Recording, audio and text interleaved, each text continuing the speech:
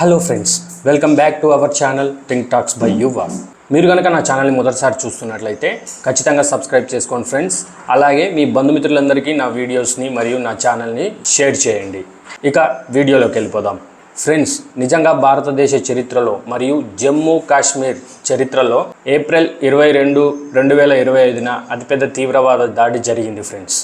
నిజంగా భారతీయులుగా ఇది మనం చాలా బాధపడాల్సిన అంశం ఫ్రెండ్స్. ఎందుకంటే ఈ తీవ్రవాద దాడి జరిగింది అనంతనాగ్ జిల్లాలోని పాల్గఢ్ అనే గ్రామంలో ఏప్రిల్ 22వ తారీఖు 2025న జరిగిన అతిపెద్ద తీవ్రవాద దాడిలో 26 మంది మరణించారు ఫ్రెండ్స్. అయితే దీంట్లో ఎక్కువ శాతం మంది టూరిస్టులు అంటే పర్యాటకులు మరియు అందులో 2 విదేశీయులు కూడా ఉన్నారు.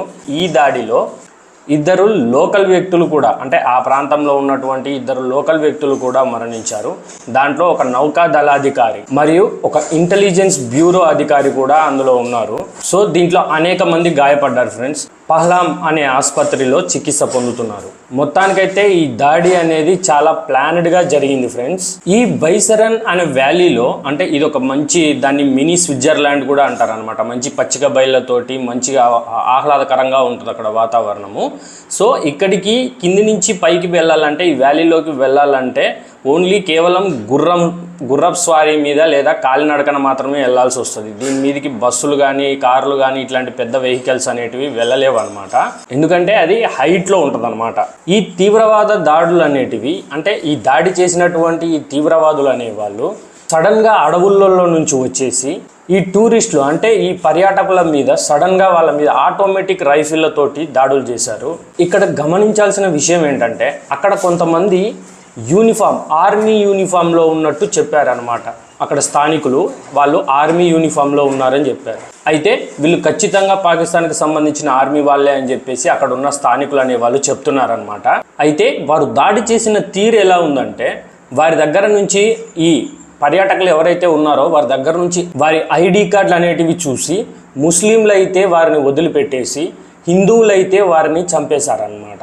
ఎప్పుడైతే ఇలాంటి దాడులు మన భారతదేశంలో జరిగిన ప్రతిసారి వినే ఒకే ఒక మాట, తీవ్రవాదానికి మతం అనేది లేదు, తీవ్రవాదానికి మతం అనేది లేదు. కానీ ఇక్కడ ఈ పాల్గఢ్ ప్రాంతంలో జరిగినటువంటి ఈ తీవ్రవాద దాడులు మనిషి యొక్క మర్మాంగాలను చెక్ చేసి అతను సుంతి చేసుకున్నాడా లేదా అని చెక్ చేసి మరీ అతన్ని చంపారు. అంటే మీరు ఆలోచించుకోండి, దీన్ని ఏ దాడి అంటారో, మత దాడి అంటారో లేకపోతే దేశం మీద చేసిన దాడి అంటారో మీరే ఆలోచించుకోండి. అయితే దాడి జరిగిన కొద్దిసేపటి తర్వాత ఈ పాకిస్తాన్కి సంబంధించినటువంటి లష్కరే తొయ్యబా అనేసి ఒక తీవ్రవాద సంస్థ ఉందన్నమాట. పాకిస్తాన్ తీవ్రవాద సంస్థ అయిన లష్కరే తొయ్యబాతో సంబంధం ఉన్నటువంటి కాశ్మీర్లోని TRF అంటే ది రెసిస్టెంట్ ఫ్రంట్ అనేసి ఒక సంస్థ ఉందన్నమాట. కాశ్మీర్లో ఒక రకంగా చెప్పాలంటే ది రెసిస్టెంట్ ఫ్రంట్ని భారతదేశంలో ఉన్నటువంటి లష్కరే తొయ్యబా అనేసి మనం చెప్పుకోవచ్చు అనుమానం లేకుండా. ఈ సంస్థనే బాధ్యత వహిస్తున్నట్టు వాళ్ళే స్వయంగా ప్రకటించుకున్నారు, ఇది మేం చేసిన దాడి అని చెప్పేసి.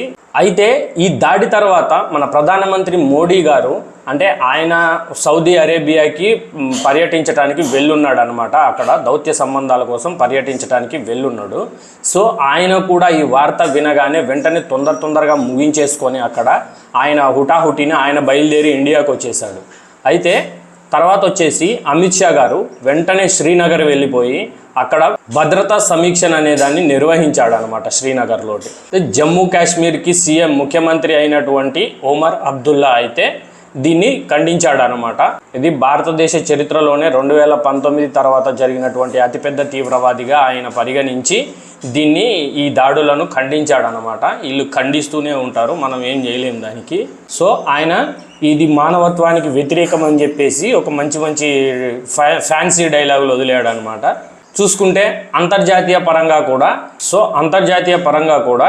USA ప్రెసిడెంట్ మన అమెరికా ప్రెసిడెంట్ ట్రంప్ గారు మరియు రష్యా ప్రెసిడెంట్ పుతిన్, మన ఇజ్రాయెల్కి సంబంధించినటువంటి నెతన్యాహు గారు మరియు యునైటెడ్ నేషన్స్కి సంబంధించినటువంటి ఈ ఆంటోనియో గుటెరస్ అని ఉన్నాడు కదా అతను, వీళ్ళంతా భారత్కి మద్దతు తెలిపారు మరియు సంఘీభావం కూడా తెలిపారనమాట. వీరు ఈ టెర్రరిస్టు దాడులను ఖండించి భారత్కి మద్దతు తెలిపారనమాట. భారత ప్రభుత్వం చేపట్టినటువంటి రెస్క్యూలు ఎలా ఉన్నాయంటే ఆ తీవ్రవాద దాడుల్లో గాయపడినటువంటి వారిని హెలికాప్టర్లతో గుర్రాలతోటి రెస్క్యూ చేసి హాస్పిటల్స్లో చేర్పించడం జరిగిందనమాట. సో ఇక్కడ గమనించినట్లయితే అక్కడ లోకల్లో ఉన్నటువంటి స్థానికులను కూడా మీడియా వాళ్ళు ఈ దాడి గురించి ప్రశ్నించినప్పుడు ఇది మినీ స్విట్జర్లాండ్గా పిలిచే ప్రాంతం మాది, ఇక్కడ ఇలాంటి దాడి జరగడం నిజంగా మా పొట్టగొట్టినట్టే ఉంటుంది. ఎందుకంటే ఇది పర్యాటక రంగానికి, జమ్మూ అండ్ కాశ్మీర్లోనే ఈ పర్యాటక రంగానికి ఇది మాకు జీవన విధానం. ఇది ఇప్పుడు ఈ దాడి వల్ల పర్యాటక రంగం అనేది దెబ్బతింటుంది, దీనివల్ల మాకు జీవనాధారం అనేది పోతుంది అని చెప్పేసి వాళ్ళు అక్కడ స్థానికులు అనేవాళ్ళు బాధపడ్డారు. అంతేకాకుండా అక్కడ ఆ ప్రాంతంలో ఉన్నటువంటి విద్యా సంస్థలు కానివ్వండి, లేకపోతే ఇక షాపింగ్ మాల్స్ కానివ్వండి, అవన్నీ మూతేశారనమాట.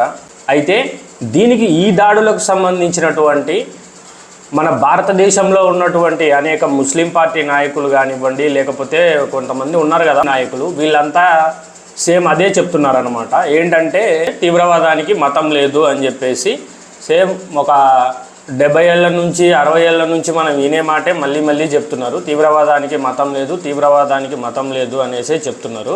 సో కాకపోతే అక్కడ జరిగినటువంటి దాడి, దాని తీరుతెన్నులు చూస్తే అది ఏ దాడి, ఏ రకంగా జరిగింది, ఏ ప్రాతిపదికతో జరిగింది, ఏ ఎజెండాతో జరిగింది అనేది మనకు అక్కడ క్లియర్గా అర్థమవుతుంది ఆ దాడి జరిగిన తీరు చూస్తుంటే.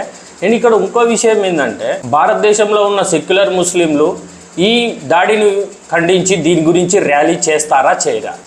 భారతదేశ ముస్లింలు ఇప్పుడు ఎవరి సైడ్ నిలబడతారు అనేసి ఇప్పుడు మనం వేచి చూడాలి ఫ్రెండ్స్. మీరు ఒకసారి ఆలోచించండి, 2019 తర్వాత ఇలాంటి పెద్ద దాడి జరిగిందే లేదు. సో దీని మీద పాకిస్తాన్ వాళ్ళు కూడా ఈ ట్విట్టర్ మాధ్యమాలలో ప్రీ ప్లానెడ్గా ఉన్నట్టు వాళ్ళు కామెంట్లు చేసుకుంటున్నారు అనమాట. అంటే మన ఇండియా వాళ్ళు వెళ్తారు కదా, మీరే కదా మన ఇండియా వాళ్ళు వెళ్ళి అక్కడ కామెంట్ చేస్తుంటారు కదా ట్విట్టర్లో. సో దాని కింద వాళ్ళు కూడా సేమ్ కామెంట్ అనేది మీరు ఇక్కడ గమనించండి ఫ్రెండ్స్. ఎక్కడైనా ఒక యూట్యూబ్లో కానీ, లేకపోతే ఒక ఇన్స్టాగ్రామ్లో కానీ, లేకపోతే ఒక ట్విట్టర్లో కానీ ఒకటే కామెంటు, ఒక కామా అనేది కానీ, ఒక ఫుల్ స్టాప్ అనేది కానీ తేడా లేకుండా ఒకటే కామెంటు డిఫరెంట్ వ్యక్తులు పెడుతున్నారు అంటే మీరు అర్థం చేసుకోండి, ఒక టూల్ కిట్ అనేది యాక్టివ్ అయిందని అర్థం చేసుకోండి.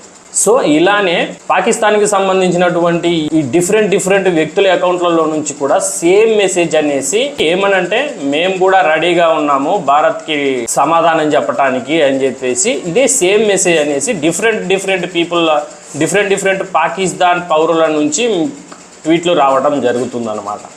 సో చూడాలి, మన భారతదేశానికి సంబంధించినటువంటి ప్రధాని మోడీ గారు మరియు అమిత్ షా గారు అయితే ప్రజలకైతే ఒకటే చెప్పారు. ఏం చెప్పారంటే ఈ దాడికి పాల్పడ్డ వారిలో ఒక్కరిని కూడా క్షమించేది లేదు, ఒక్కరిని కూడా వదిలేది లేదు అని చెప్పేసి ఆయన ముందే భరోసా ఇచ్చాడనమాట. సో భవిష్యత్తులో మంచి దివాళీ అనేది రానుంది. సో ఇది ఫ్రెండ్స్ ఈరోజు నా వీడియో. మీ అందరికీ నచ్చినట్లయితే ఖచ్చితంగా నా వీడియోకి లైక్ చేయండి, అలాగే షేర్ చేయండి. మీ అభిప్రాయాన్ని కూడా కింద కామెంట్ సెక్షన్లో కామెంట్ చేయండి. మరియు నా ఛానల్ని మీ బంధుమిత్రులందరికీ షేర్ చేయండి. ఒక మంచి వీడియోతో మళ్ళీ కలుద్దాం.